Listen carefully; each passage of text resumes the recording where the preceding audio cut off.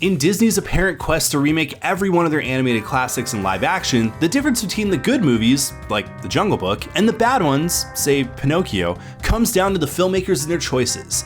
Is their approach to some of the most well-known and beloved stories ever told on the screen fresh enough to make us overlook the undeniably cynical corporate-driven spirit of the enterprise? In the case of the new Lilo and Stitch, the answer is, fortunately, yes. And that's thanks to the inspired choice of trusting the tale of an alien fugitive befriending an orphan Earthling to director Dean Fleischer Camp. The co-creator of stop-motion sensation, Marcel the Shell with Shoes On, Camp is a proven expert at blending quirk and silliness with genuine heart and depth. And while he and screenwriters Chris Bright and Mike Van Weyden don't make any shocking deviations from the 2002 original, they do make the meaningful choice to root their out-of-this-world comedy in earthly concerns.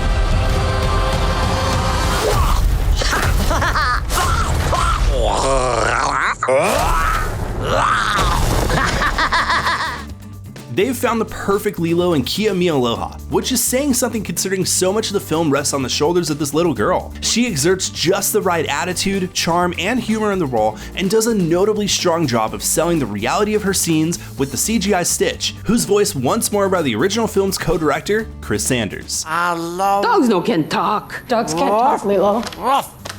The script gives Lilo a bit less of an edge than her animated counterpart. She still shoves another girl who insults her, but she doesn't throw any punches like she does in the original.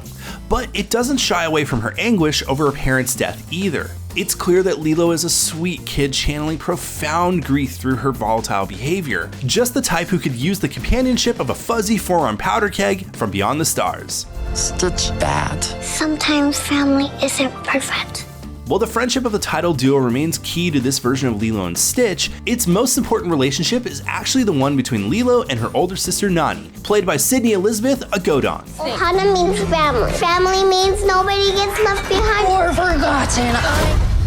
They're the eye of the hurricane whipped up by Stitch's arrival, working together to move past a loss whose aftermath is more deeply felt than the deaths of other mothers and fathers sprinkled so liberally throughout the Disney canon. Kealoha and Agudong have a pivotal rapport, with the two actresses making it hard not to invest in the siblings and their bond. The possibility of their separation, a social worker must decide if Nani is providing a solid upbringing for her sister, feels truly upsetting because of the connection the two make with each other and the audience. Agudong gets to play some new shades of Nani too, diving into her own personal aspirations and how difficult it is to balance them with the responsibility of being the sole caregiver for the sister she loves so much. The amplification of Nani's role lets her and Lilo continually shine together, and Stitch's transformation from non-stop chaos monster to someone who forges a real connection with Lilo plays just as endearing as in the original. No.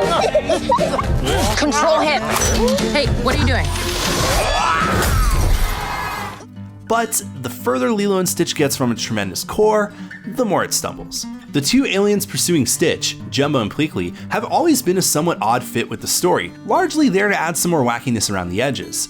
Here, they demonstrate how hard it is to balance the classically cartoony aesthetics of the original with a more realistic filmmaking approach. Their comically inept attempts to blend in with their Hawaiian surroundings would be even harder to buy in live action, so they take on fully human disguises. Zach Galifianakis plays Jumba, while Billy Magnuson is Pleakley.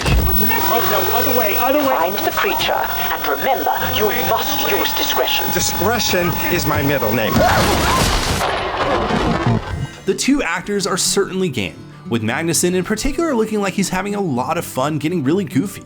But where the humor with Lilo and Stitch almost always works, the wacky hijinks with Jumbo and Pleakley are more hit and miss.